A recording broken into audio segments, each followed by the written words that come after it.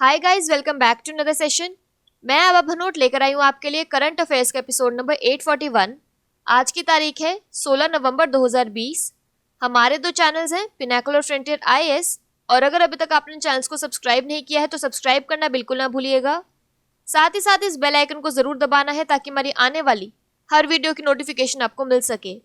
हमारी दो वेबसाइट्स हैं, sscglpinacle.com और baljeedhakka.com। इन दोनों को विजिट करना बिल्कुल ना भूलिएगा। ये सेशन हर रोज सुबह 4 बजे अवेलेबल हो जाता है और वीडियो की एंड में आपसे क्विज के क्वेश्चन पूछे जाते हैं जिनका आंसर आपको कमेंट सेक्शन में जरूर करना है।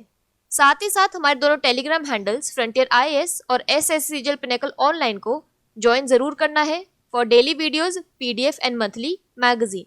स्टार्ट करेंगे प्रीवियस क्विज के साथ। आपका पहला क्वेश्चन था, हाल ही में किस राज्य ने मिशन रोजगार लॉन्च किया है? तो इसका सही जवाब था उत्तर प्रदेश। और आपका दूसरा क्वेश्चन था, विश्व मधुमेह दिवस 2020 की थीम क्या है? तो इसका सही जवाब था the nurse and diabetes. Start करेंगे आज के सेशन के पहले क्वेश्चन के साथ। अंतरराष्ट्रीय बाल शांति पुरस्कार 2020 से किसे सम्मानित किया गया है? तो इसका सही जवाब है option number B, Sadat Rahman. Bangladesh के किशोर सादात रहमान को साइबर बाल अपराध को रोकने की दिशा में कार्य करने के लिए अंतरराष्ट्रीय बाल शांति पुरस्कार से सम्मानित किया गया है। यह पुरस्कार नोबेल शांति पुरस्कार विजेता मलाला यूसुफजाई ने सादात रहमान को नीदरलैंड में एक समारोह के दौरान प्रदान किया। यह पुरस्कार अंतर्राष्ट्रीय बाल अधिकार संगठन किड्स नाइट्स द्वारा ऐसे बच्चे को दिया जाता है जो बाल अधिकारों के लिए संघर्ष करता है। सादात रहमान को 42 देशों के 142 आवेदकों में से चुना गया है। सादात ने साइबर अपराध से पीड़ित किशोरों की मदद के लिए साइबर अपराध निरोधी ऐप साइबर टीन्स बनाया है। यह ऐप युवाओं को इंटरनेट सुरक्षा के बारे में जानकारी प्रदान करता है और उन्हें गोपनीय रूप से साइबर बुलिंग के बारे में रिपोर्ट करने के लिए एक मंच भी प्रदान करता है।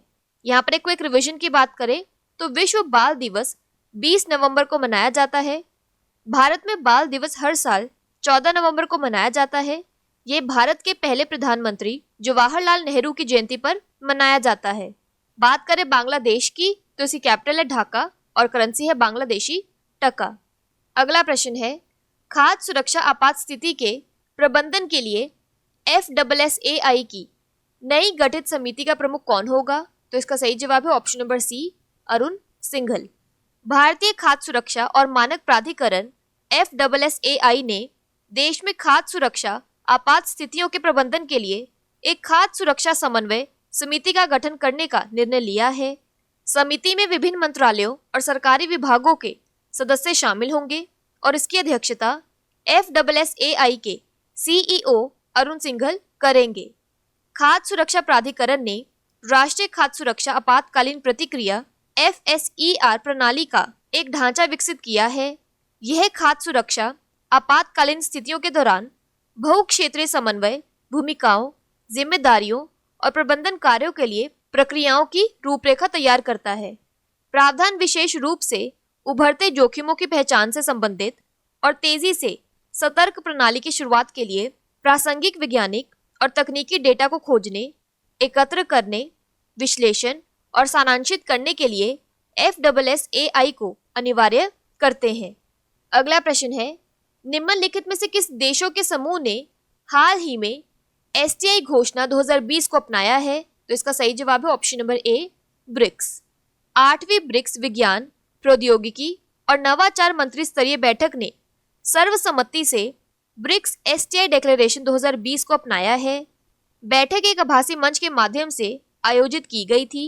ब्रिक्स STI घोषणा पत्र 2020 और ब्रिक्स STI गतिविधियों का कैलेंडर 2020-21 हमारे सहयोग को और अधिक आगे बढ़ाने के लिए एक रोड मैप के रूप में कार्य करेगा। बैठक के दौरान ब्रिक्स STI घोषणा पत्र 2020 को सर्वसम्मति से स्वीकार किया गया। भारत ने इस महामारी को दूर करने के लिए एक एकीकृत प्रतिक्रिया शुरू की है। यहाँ पर एडिशनल इन्फॉर्मेशन की बात करें तो ब्रिक्स सदस्यों ने भारत की योजना power promoting opportunities for women in exploratory research को प्रोत्साहित किया। अगला प्रश्न है, प्रधानमंत्री श्री नरेंद्र मोदी किस राज्य में स्टैच्यू ऑफ पीस का अनावरण करेंगे? तो इसका सही जवाब है ऑप्शन नंबर बी, राजस्थान। प्रधानमंत्री श्री नरेंद्र मोदी 16 नवंबर 2020 को जैनाचार्य श्री विजय वल्लभ सूरीश्वर जी महाराज की 151वीं जयंती समारोह को चिन्हित करने के लिए स्टैच्यू ऑफ पीस का अनावरण करेंगे। श्री विजय वल्लभ सूरीश्वर जी महाराज ने जैन संत के रूप में निष्ठापूर्वक और समर्पित रूप से भगवान महावीर के संदेश को फैलाने के लिए जीवन का नेतृत्व किया। उन्होंने जनता के कल्याण, शिक्षा के प्रसार, सामाजिक कुरीतियों के उन्मूलन के लिए भी अथक परिश्रम किया। उनके सम्मान में प्रतिमा का अनावरण स्टैच्यू ऑफ पीस के रूप में किया गया है। 151 इंच ऊंची प्रतिमा अष्ट धातु यानी 8 धातुओं से बनाई गई है, जिसमें तांबा प्रमुख घटक है और इसे राजस्थान के पाली में स्थापित किया जा रहा है। अगला प्रश्न है, किस भारतीय कंपनी ने विश्व का पहला APAC डिजिटल सस्टेनेबिलिटी इंडेक्स विकसित करने के लिए ऑकलैंड बिजनेस स्कूल के साथ साझेदारी की है? तो इसका सही जवाब है option number D, Tata consultancy services. Tata consultancy services ने ऑकलैंड बिजनेस स्कूल के university of digital enterprise code के साथ मिलकर विश्व का पहला APAC डिजिटल सस्टेनेबिलिटी इंडेक्स विकसित किया है। सूचकांक का मुख्य लक्ष्य प्रौद्योगिकी कंपनियों, सरकारों और समुदायों को बदलने का काम करती है। नया सूचकांक उद्यमियों को उनके विकास और परिवर्तन के लिए डिजिटल प्रौद्योगिकियों को अपनाने और उनका लाभ उठाने और उनके सामाजिक और पर्यावरणीय जिम्मेदारियों के निर्वहन के लिए सभी हितधारकों के लिए दीर्घकालिक मूल्य बनाने के लिए ट्रैक करेगा। Asia Pacific APAC focus index कंपनियों और सरकारों द्वारा किए गए वर्तमान स्थिरता प्रयासों का मूल्यांकन करेगा।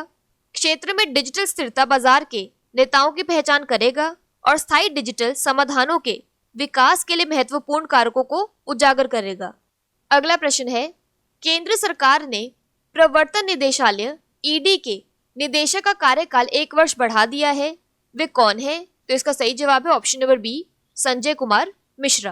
केंद्र सरकार ने प्रवर्तन निदेशालय एनफोर्समेंट डायरेक्टोरेट के निदेशक संजय कुमार मिश्रा की नियुक्ति के लिए वर्ष 2018 में जारी आदेश में संशोधन करते हुए उनका कार्यकाल 1 साल के लिए बढ़ा दिया है।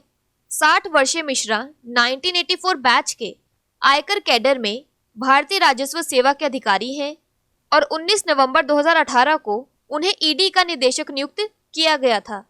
ED निदेशक का निश्चित कार्यकाल 2 साल होने की वजह से उनका कार्यकाल अगले हफ्ते खत्म हो रहा था।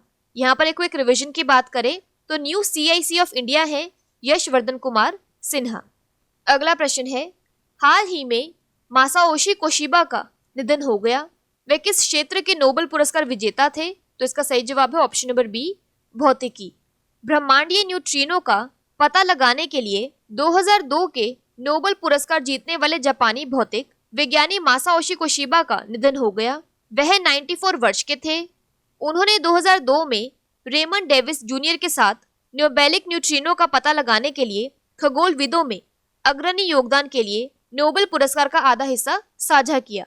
यहाँ पर एक रिवीजन की बात करें तो Nobel prize in physics 2020 Roger Penrose, Reinhard Genzel और एंड्रिया गेज ने जीता है। अगला प्रश्न है, झारखंड स्थापना दिवस कब मनाया जाता है? तो इसका सही जवाब है ऑप्शन नंबर ए, 15 नवंबर। झारखंड स्थापना दिवस नवंबर 15 को मनाया जाता है। राज्य का गठन 15 नवंबर 2000 को किया गया था। पहले ये बिहार का दक्षिणी भाग था। राज्य का स्थापना दिवस आदिवासी नेता और स्वतंत्रता सेनानी बिरसा मुंडा की जयंती पर आता है, जिन्हें भगवान बिरसा के नाम से भी जाना जाता है। बात करें झारखंड की तो इसके डैम्स और रिवर्स में आता है पंचेत डैम दामोदर और तेनुघाट डैम दामोदर। झारखंड की कैपिटल है रांची, गवर्नर है द्रौपदी मुर्मू और चीफ मिनिस्टर है हेमंत सोरेन। अगला प्रश्न है, हाल ही में किस राज्य के वरिष्ठ भाजपा नेता और पूर्व राज्यसभा सदस्य कैलाश नारायण सारंग का निधन हो गया? तो इसका सही जवाब है option number B, Madhya Pradesh. Bhajpa के वरिष्ठ नेता और राज्यसभा के पूर्व सदस्य कैलाश नारायण सारंग का लंबी बीमारी के बाद मुंबई में निधन हो गया। सारंग 86 साल के थे। अखिल भारतीय कायस्थ महासभा के राष्ट्रीय अध्यक्ष कैलाश सारंग एक भाजपा विधायक और शिवराज सरकार में विश्वास सारंग के पिता हैं। कैलाश सारंग भारतीय जनता पार्टी के संस्थापक सदस्य थे। कैलाश सारंग ने अपना पूरा जीवन जनसंघ और भाजपा के लिए और समाज के पीड़ित वर्गों के उत्थान के लिए समर्पित कर दिया। अगला प्रश्न है, बढ़ते वायु प्रदूषण से निपटने के लिए किस राज्य ने प्रोजेक्ट एयर केयर का अनावरण किया है? तो इसका सही जवाब है option number C, Haryana.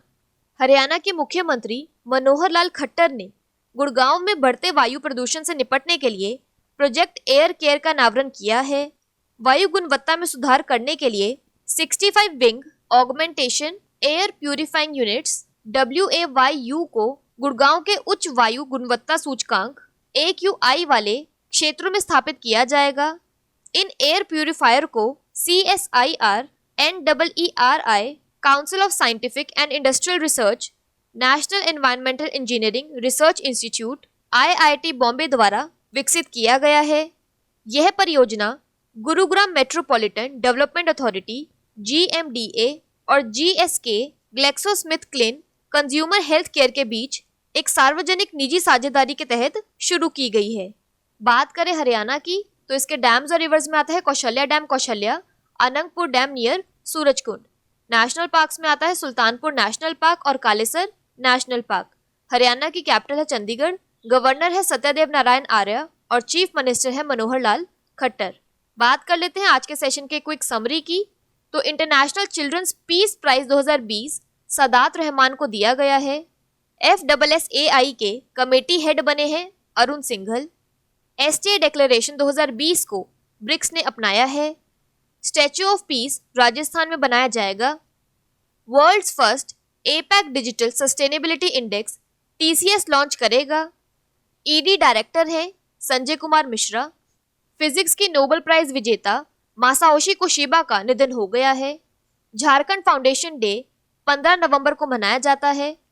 Madhya Pradesh के फॉर्मर राज्यसभा मेंबर कैलाश नारायण सारंग का निधन हो गया है। और प्रोजेक्ट एयर केयर हरियाणा में शुरू किया जाएगा। बात कर लेते हैं आज के सेशन के क्विज फॉर द डे की। आपका पहला क्वेश्चन है, अंतर्राष्ट्रीय बाल शांति पुरस्कार 2020 से किसे सम्मानित किया गया है? और आपका दूसरा क्वेश्चन है, झारखंड स्थापना दिवस कब मनाया जाता है? और अगर अभी तक आपने हमारे चैनल को सब्सक्राइब नहीं किया है तो सब्सक्राइब करना बिल्कुल ना भूलिएगा। साथ ही साथ इस बेल आइकन को जरूर दबाना है ताकि हमारी आने वाली हर वीडियो की नोटिफिकेशन आपको मिल सके। हमारी दोनों वेबसाइट्स sscglpinnacle.com और baljeetdhaka.com को विजिट करना बिल्कुल ना भूलिएगा। साथ ही साथ हमारे दोनों टेलीग्राम हैंडल्स को ज्वाइन जरूर करना है। Thank you so much.